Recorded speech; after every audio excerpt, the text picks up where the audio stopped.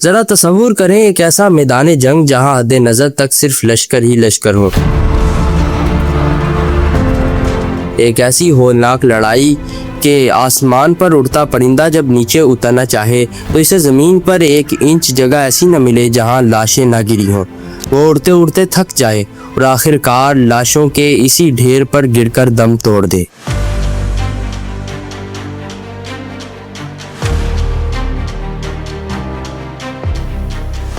دوستو، یہ کسی ہالی ووڈ یا بالی ووڈ مووی کا کوئی سین نہیں، بلکہ یہ حقیقت پر مبنی وہ پیشن گوئی ہے جو ہمارے نبی حضرت محمد صلی اللہ علیہ وآلہ وسلم نے 1400 سال پہلے ہی امت کو کر دی تھی۔ ایک ایسی جنگ جسے مذہبی اور تاریخی کتابوں میں الملحمۃ العظمیٰ یا ارمگڈون کے نام سے یاد کیا جاتا ہے۔ صحابہ کرام کے دور میں ایک مرتبہ کوفہ میں شدید سرخ آندھی آئی، لوگ ڈر گئے اور ایک شخص بھاگا ہوا عبداللہ بن مسعود کی خدمت میں حاضر ہوا اور چلانے لگا، قیامت آ گئی، قیامت آ گئی۔ آپ نے فرمایا نہیں، قیامت ابھی نہیں آئے گی، قیامت تب آئے گی جب ایک ایسا دشمن پیدا ہوگا جو عالم اسلام کے خلاف جنگ چھیڑ دے گا۔ انہوں نے مغرب کی طرف اشارہ کیا اور بتایا کہ رومیوں یعنی مغربی طاقتوں کا لشکر ہوگا۔ یہ جنگ اتنی خوفناک ہوگی کہ اگر کسی خاندان کے 100 افراد اس میں حصہ لیں گے تو 99 قتل ہو جائیں گے اور صرف 1 زندہ بچے گا۔ اس ہولناک منظر کی تصور کشی کرتے ہوئے احادیث میں آتا ہے کہ جب وہ بچانے والا ایک شخص واپس اپنے کنبے یعنی خاندان کے پاس جائے گا تو اسے خوشی کی بجائے ایک ایسی خاموشی ملے گی جو موت سے زیادہ تکلیف دہ ہوگی۔ اب یہاں سے واقعات ایک نیا رخ اختیار کرتے ہیں۔ اس عظیم جنگ یعنی الملحمۃ الکبریٰ کی شروعات سے پہلے عجیب واقعات دنیا میں رونما ہونا شروع ہو جائیں گے، جس کا ذکر حضرت معاذ بن جبل رضی اللہ تعالیٰ عنہ نے بڑی تفصیل سے کیا۔ وہ فرماتے ہیں کہ پہلے بیت المقدس آباد ہوگا، پھر مدینہ ویران ہو جائے گا، جس کے بعد بڑی جنگیں شروع ہو جائیں گی، پھر قسطنطنیہ فتح ہوگا اور آخر میں دجال کا خروج ہوگا۔ یہ ایک ایسی زنجیر ہے جس کی کڑیاں ایک دوسرے سے جڑی ہوئی ہیں۔ ابھی ہم جس دور میں ہیں وہاں بیت المقدس کی آبادی والا فیز چل رہا ہے، لیکن اس کے بعد جو بڑی جنگیں ہونی ہیں وہ صرف ایک جنگ نہیں بلکہ جنگوں کا ایک طویل سلسلہ ہوگا، جس میں امام مہدی علیہ السلام بھی شامل ہوں گے اور سفیانی جیسا ظالم انسان بھی تباہیاں مچائے گا۔ اسی دوران امت مسلمہ کے گھروں میں 3 بڑے فتنے اٹھیں گے۔ پہلا فتنہ احلاس کا ہوگا، جس میں صرف قتل و غارت ہوگی۔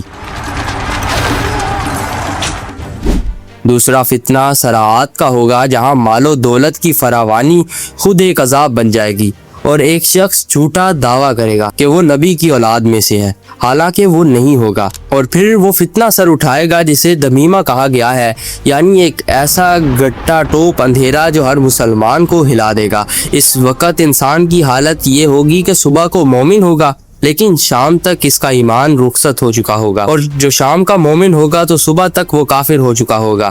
دنیا 2 واضح خیموں میں بٹ چکی ہوگی، ایک طرف خالص ایمان والے ہوں گے تو دوسری طرف خالص منافقین۔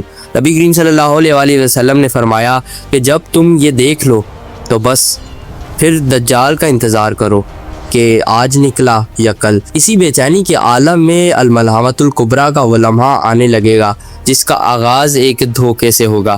مسلمان اور رومی یعنی اہل مغرب ایک معاہدہ کریں گے اور مل کر کسی تیسرے بڑے دشمن کے خلاف لڑیں گے اور اسے شکست دے دیں گے۔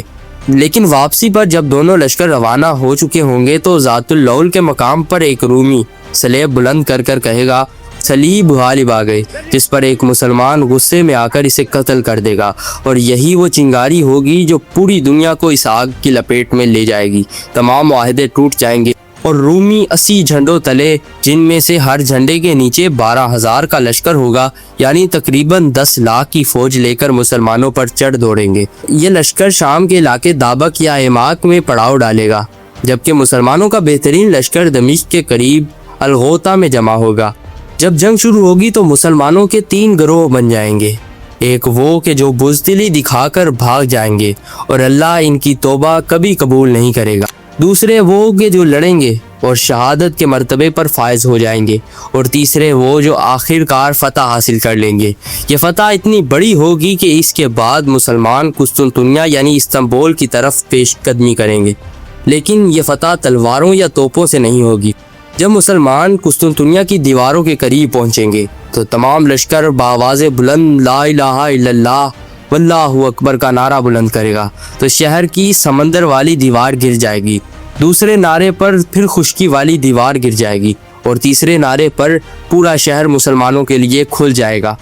یہاں یہ سمجھنا ضروری ہے کہ یہ قسطنطنیہ کی وہ فتح نہیں ہے جو سلطان محمد نے 1453 میں کی تھی، کیونکہ اس وقت توپیں جلی تھیں اور خون بہا تھا، جبکہ الملحمہ کے بعد ہونے والی فتح خالصتاً معجزاتی ہوگی۔ ابھی مسلمان قسطنطنیہ کا مال غنیمت تقسیم کرنے میں مصروف ہوں گے کہ ایک جھوٹی خبر شہر میں پھیل جائے گی کہ دجال تمہارے گھروں میں داخل ہو چکا ہے۔